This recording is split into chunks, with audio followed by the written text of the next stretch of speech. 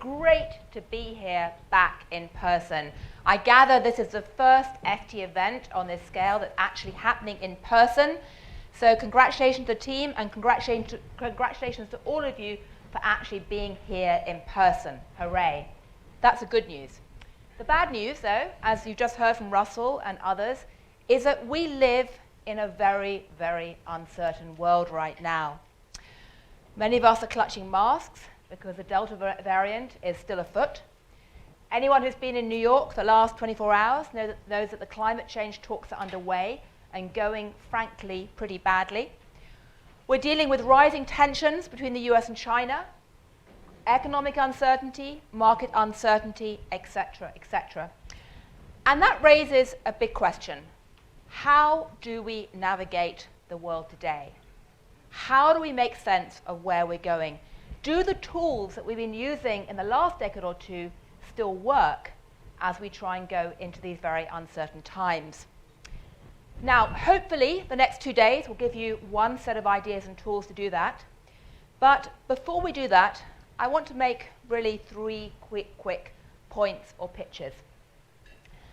And the first is that if I have to give you one message today, and I'm going to be picking this up again with in a moment, we need to move from a world where we're dominated by tools shaped by tunnel vision to lateral vision.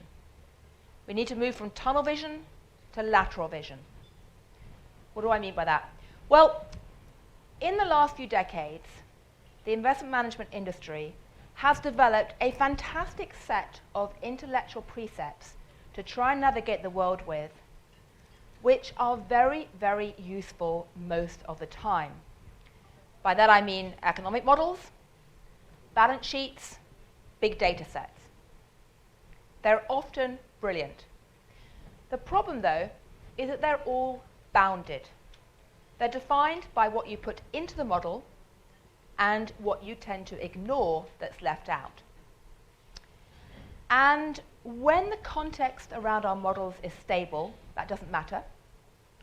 When it's changing, it does. If you walk through a dark wood at night with a compass and only ever look down at your dial, no matter how brilliantly good in a technological sense that compass is, no matter if it shows you roughly which way to go, if you just look down, you're going to walk into a tree. And in many ways, that has been the problem with economic models, corporate balance sheets, big data sets in the last few years.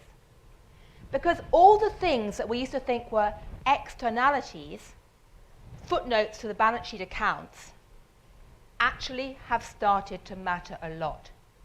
Whether that thing is climate change, which used to be excluded, whether it's rising populism, whether it's social tensions, etc., etc. Or, most immediately, whether it's medical risk, pandemic risk, which was certainly not in any economic model that I saw or corporate balance sheet until very, very recently. Externalities, context matters deeply today. And that raises the question, so how do we make sense of those externalities and look at the context, look at the consequences, look at the bigger picture, break out of tunnel vision? Well, the one bit of personal pitch is that I would argue that cultural anthropology is a very good way to start doing that. Probably most of you are rolling your eyes and going, anthropology? Isn't that like sort of Indiana Jones for academics? There's kind of weirdo people who go off to the jungles and study remote tribes. My kid once said they wanted to do a minor in anthropology, and I went, yikes, go and do accounting instead, you might get a job. Actually, no. Anthropology is a study of human societies and cultures in a joined-up way, looking at the world bottom-up with a worm's eye view, not a top-down view. It's a discipline dedicated to the idea of lateral vision. It's not perfect, no discipline is, but it's a very good way to provide checks and balances and a complement to all of the other tunnel vision tools, the top-down tools like economics, which we rely on. And if you want to know more, I've written a book about this, Anthro-Vision, published 3 months ago, explaining how my background in cultural anthropology helped me to foresee the 2008 financial crisis. Sounds weird, but it's true. Helped me to foresee the rising tech clash in Silicon Valley, and even to warn 3 years ago that pandemic risks were one of the big areas of social silence, one of the ignored risks stalking the world. So that's my pitch. I won't pitch anymore, but this is the book if any of you are interested. And if any of you do have kids who want to go and study anthropology at college, don't panic, they will get a job.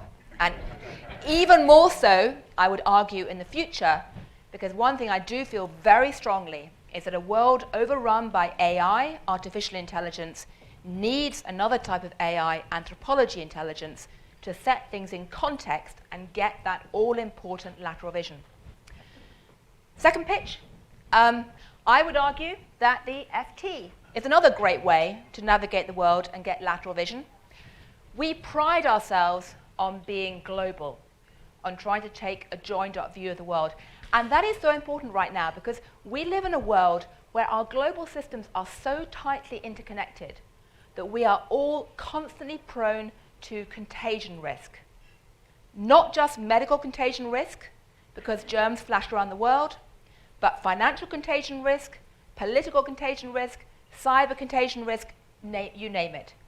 And sadly, our level of mutual understanding is not prone to contagion risk.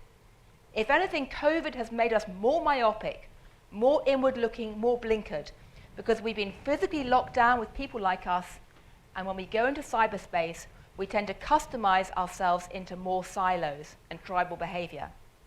The FT is proudly global, proud to give you a lateral vision, and proud to join up the political, economic, cultural, and business themes together, and we need that. And my last pitch is for the next speaker, Ray Dalio, who is somebody who has, in many ways, made a virtue out of taking a lateral vision approach to life. I first met him in Davos just after the 2008 financial crisis. And he turned up the meeting with what looked like a Bible. In fact, it almost was a Bible of economic analysis. It was a history of financial crises, looking at capital market flows, debt dynamics, and things like that. And we're going to be talking about that today. But one reason he is so fascinating is that a few years later, he came up with, if you like, a second Bible looking at the history of populism. He's somebody who knows the importance of putting numbers, economics, capital flows into a social and political context. I wouldn't dare call him a closet anthropologist, but maybe one day he will be. But anyway, I'd like you all to welcome Ray Dalio to the stage. I'm going to have a chance to ask him some questions, and then I'll turn to you in the audience via Slido. So thank you, Ray.